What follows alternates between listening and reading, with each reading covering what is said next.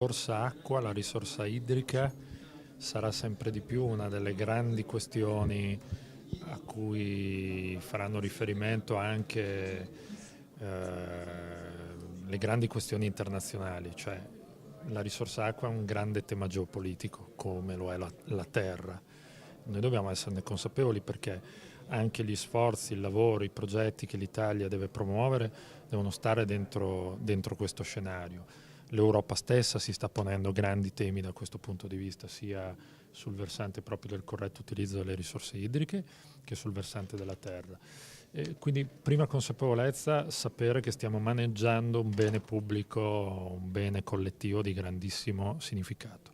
Seconda consapevolezza, l'agricoltura è chiamata ad un ruolo di grandissima responsabilità. Sappiamo tutti quanto anche da fuori, anche nell'opinione pubblica, questa idea che in campo agricolo si sprechi ancora tanto e non è peregrina.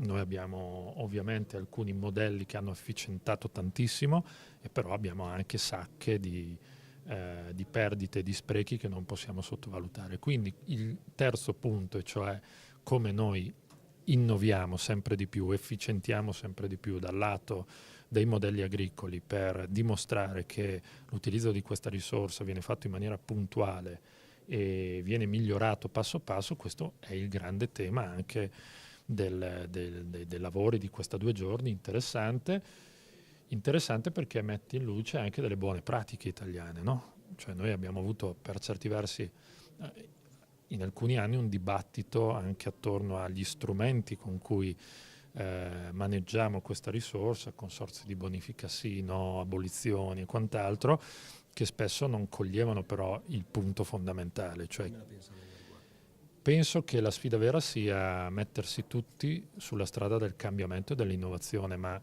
io voglio discutere cosa fa un soggetto, non prima di decidere, diciamo, se c'è o non c'è.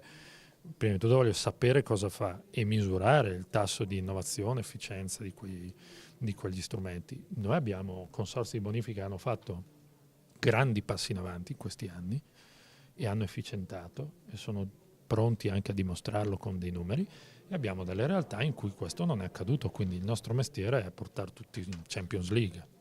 700 milioni di euro con il PON non sono tanti nei prossimi 7 anni. L'AMBI fa una richiesta precisa sui fondi di coesione. Ma questo è il nostro impegno, non è solo una richiesta AMBI, è un lavoro che noi abbiamo già iniziato a istruire allorquando abbiamo definito il PON di 300 milioni, abbiamo immediatamente iniziato a immaginare, diciamo, un secondo pilastro di questo lavoro che si può fare recuperando risorse non banali dai fondi europei.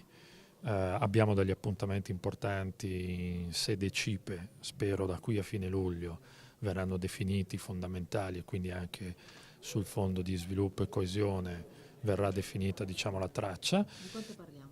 Non lo so, adesso ovviamente stiamo lavorando, non è che non lo so, ho delle idee, ma non voglio assolutamente dare una cifra per un'altra, perché giustamente bisogna, come dire, comunicare risorse sicure quando i passaggi si fanno.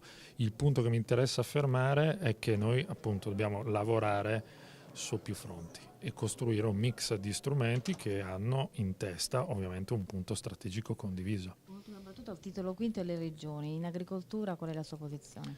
No, penso che ovviamente la centralità delle regioni sul versante delle politiche agricole è indiscutibile, va ribadita.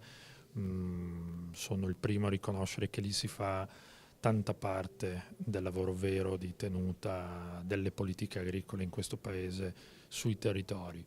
Penso anche che sia corretto discutere di come noi armonizziamo meglio politiche strategiche nazionali e politiche strategiche regionali, soprattutto, come abbiamo detto prima, sul versante dei fondi europei e dell'applicazione di alcune politiche europee.